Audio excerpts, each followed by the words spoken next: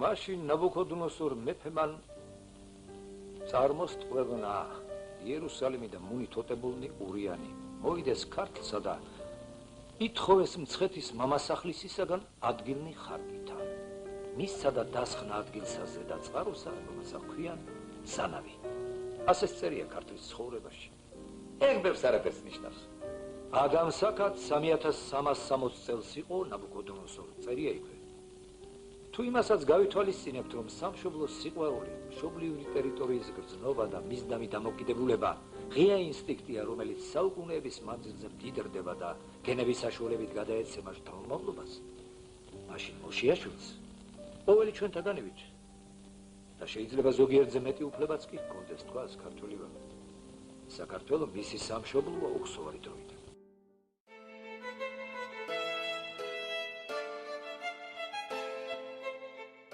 ებრაელები 26 საუკუნის წინ მოვიდნენ საქართველოში და გაიზიარეს ქართველი ხალხის ისტორიული ბედი. უდიდესი ნაკადი მცხეთაში ბაბილონის მეფე ნაბუქოდონოსორ მეორის მიერ იუდეას განადგურების შემდეგ დასახლდა. ისინი მცხეთიდან გადავიდნენ საქართველოს სხვადასხვა მხარეში, შემდეგ კი კავკასიის სხვადასხვა კუთხეში. ებრაელები მაშინ მოვიდნენ საქართველოში, როცა ჯერ კიდევ არ არსებობდა გვარები. ამიტომ ებრაელთა გვარების წარმოქმნაც საერთო ქართულ პრინციპებს ემორჩილება და ქართული შინაარსის მქონეა.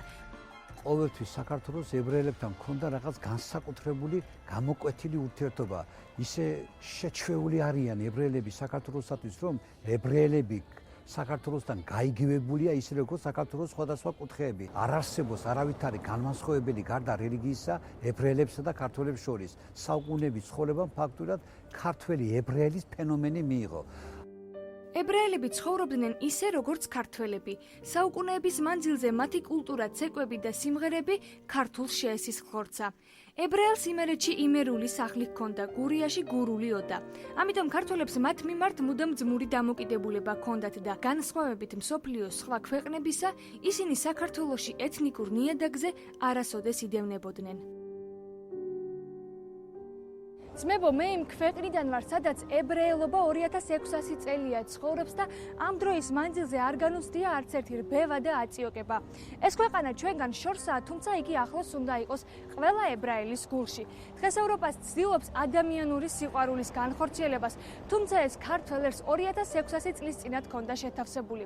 ბევრი ცვლილება მოხდა ამ მშვენიერ ერში, თუმცა მთავარი წამსი ადამიანური სიყვარული და ძმური განწყობა უცვლელია მათში. ქართველი ებრაელის რაბის დავით ბაზოვის მიერ წარმოთქმულ ამ სიტყვებს 1914 წელს ფრანკფურტში მსოფლიო ებრაელთა კონგრესი ფეხზე ამდგარი ისმენდა.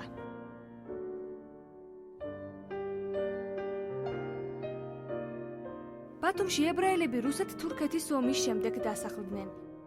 ქართველი ებრაელების გარდა ისინი აქ რუსეთის იმპერიის სხვადასხვა რეგიონებიდანაც მოვიდნენ. ებრაელთა დიასპორის გაზრდა იყო ერთ-ერთი მიზეზი ქალაქში სინაგოგის აგებისა.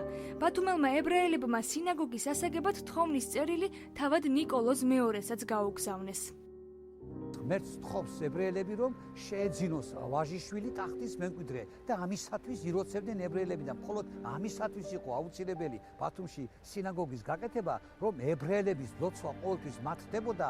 თუ ასეთ ლოცვას აღავლენდნენ ღმერთის წინაშე, იმპერატორს აუცილებლად შეეძინებოდა ესე იგი ვაჟიშვილი.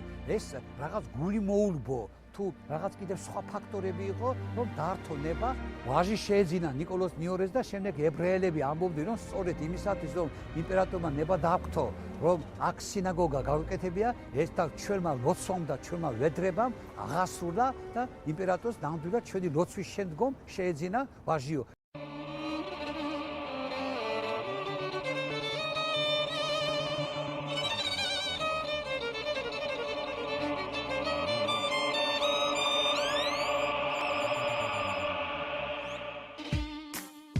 მისი მშობლები ბათუმში უკრაინიდან ჩამოვიდა. ის ყველა ებრაული ტრადიციის დაცვით გაიზარდა. ახსოვს, როგორ სწავლობდნენ ქართველები, ებრაელები, ბერძნები, რუსები, სომხები ერთ კლასში. თვლის, რომ ეს ქვეყანა ერთგვარი მეგობრობის სახლია. Если Бог так захотел, чтобы грузины и евреи подружились, и чтобы они жили действительно как братья. На всем пространстве бывшего Союза трудно найти такого места, как Грузия, где бы местные коренные жители так дружно были бы с теми людьми, которые проживают вместе с ними. Я имею в виду и греков, и армян, и в том числе и евреев, азербайджанцев, русских, украинцев. И здесь вот у нас имеется Дом дружбы. ამბობს, რომ ქართველი ხალხის მიმართ ებრაელების სიყვარული არასოდეს განელდება. დღეს ისრაელში საქართველოდან წასული ებრაელებიც კი ახალ თაობას ქართულ ენას ასწავლიან. Выходцы из Грузии, которые находятся сейчас в Израиле, они во многом отличаются от других репатриантов, которые приехали, допустим, с Украины, с России, с Молдавии, с Армении, с Азербайджана. Доказательством тому, что я сказал, является то, что вот молодежь, которая уже родилась в Израиле, с помощью своих родителей они изучают грузинский язык, изучают грузинские танцы, изучают грузинские песни, и наравне с еврейскими танцами и песнями они отмечают свои торжества вот с помощью и грузинского, и еврейского языка. იქავ საუბრობენ ქართულად. მე აბა სხვა ენა არ ვიცი. გარდა ქართულისა, ჩემი მშობლიური ენა ქართული ენაა. და სხვათა შორის ისრაელშიც ქართველი ყველა მთელი მსოფლიოდან ჩასული ებრაელი, ყველა არის ებრაელი. გარდა ქართველი ებრაელისა. სერიოზულად. ერთი ეს არის საინტერესო, რომ ქართველებს უწოდებენ გურჯებს ეძახიან.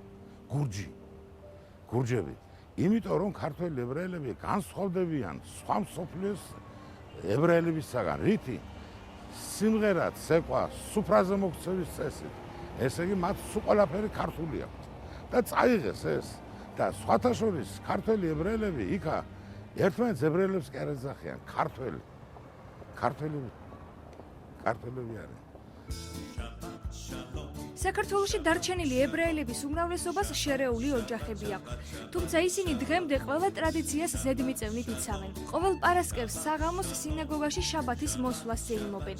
შაბათი ებრაელების უწმინდესი დღეა. ამ დღეს არ შეიძლება არანაირი საქმის კეთება.